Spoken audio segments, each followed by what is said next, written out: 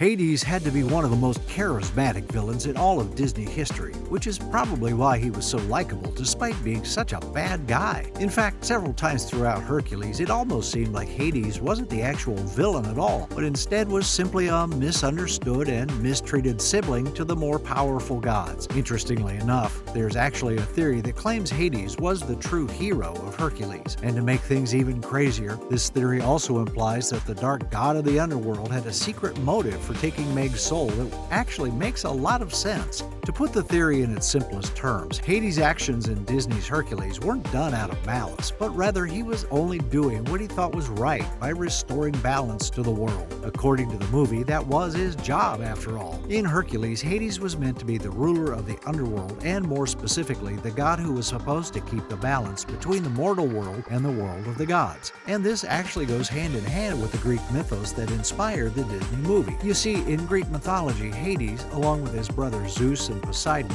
were all gods who banded together and defeated their father's generation of titans. This made the three brothers the new rulers of the cosmos, and in turn, they divided the world into three parts and each took responsibility for one. While Zeus received the sky and Poseidon received the sea, all that was left for Hades was the underworld. And in turn, the three gods would share the earth and live concurrently.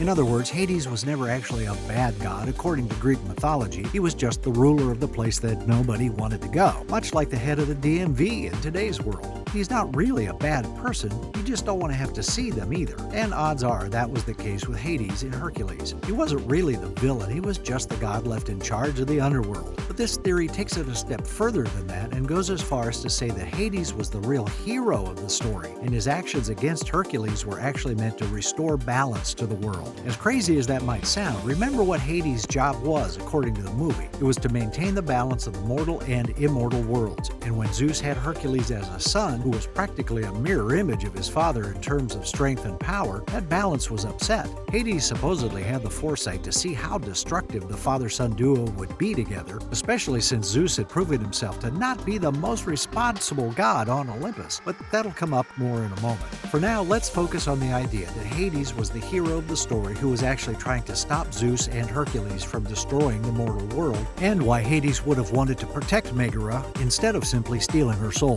Believe it or not, if this theory is true, the entire plot of Hercules all started with an ill-perceived action that was really intended to save the world from certain destruction. And you can almost be certain that if Hercules had actually been raised by Zeus, mass destruction is definitely what would have resulted. That's not to say that Hercules was or would have been a particularly bad guy, it's just that he wouldn't have been able to control his powers, and there likely wouldn't have been any consequences for Zeus' son had he accidentally lost control. Think about it. Toward the beginning of Hercules, Herc was still a small-framed character with only a very tiny fraction of his godly powers, and even then he practically destroyed an entire city marketplace. You know what? Scratch that. Not even practically. He did destroy an entire marketplace, and even though he didn't mean to do it, it was still as simple as knocking into something and then the entire world around Herc came crumbling down. Now imagine if the boy had full access to all of the powers that Hades had stripped away from it. With that level of power, even an accidental sneeze from Hercules could potentially level an entire city. This is something that Hades recognized when he found out that Zeus was having a son, at least according to this theory. And in order to maintain the balance between the mortal world and the world of the gods, Hades knew that he had to kidnap Hercules and take away his powers. At least when the titular character was being raised by normal humans, he was learning the difference between right and wrong. His adoptive father actually gave Hercules a talking to after the destruction of the marketplace, which is something that Zeus probably would have neglected to do.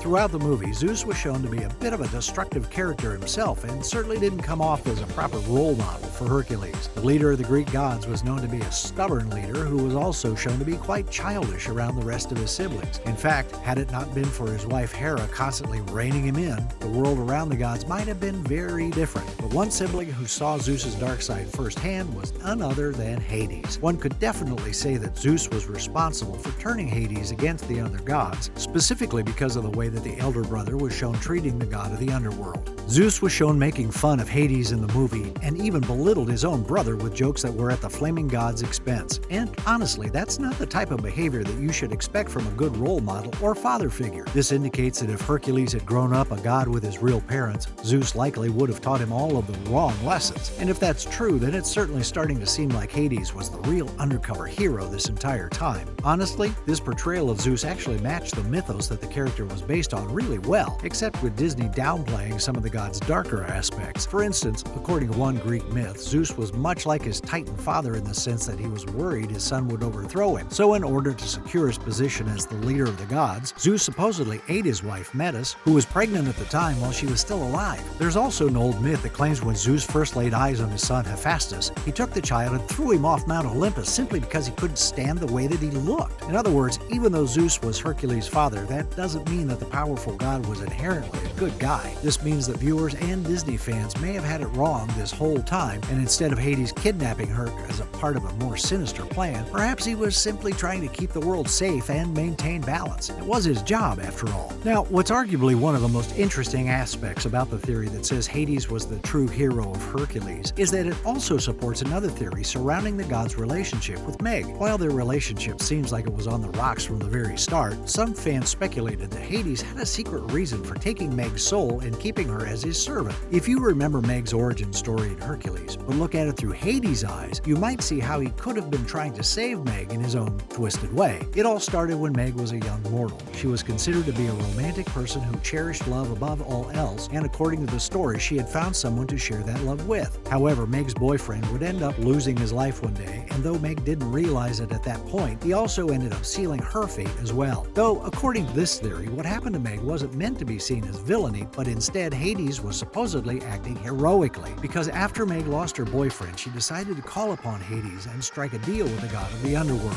In exchange for bringing her dead lover back to life, Meg would give her soul to Hades and serve him for eternity. And while this bargain might seem like Hades was giving Meg the short end of the stick, some believe that he was actually trying to protect her from what he knew was a cruel world. Meg would find out about the world's cruelties firsthand after her boyfriend was resurrected. Even though she literally gave up her soul for the guy, he still heartlessly left her high and dry and pursued another woman almost right after Meg saved his soul. This practically ruined Meg's outlook on love, and she had a hard time trusting anyone from that point on, including Hades. That said, Hades used the power that he had over Meg to keep her out of any scenario in which she could possibly get her heart broken, and that might have been for a specific reason, despite showing it in a bizarre way. That was hinted at in the movie, after all, as Hades was shown being sympathetic towards Meg and her struggles with love during her mortal life. He even felt so bad in the movie he offered to take years off of her sentence as long as she continued to do well. So it follows that if Hades cared for one mortal, there's a good chance that he cared for most of them, or at least about maintaining the balance in the world. And according to this theory, that means that Hades was truly the misunderstood hero of the story that was only trying to maintain the balance between the mortal and immortal worlds, as this was his job in the first place.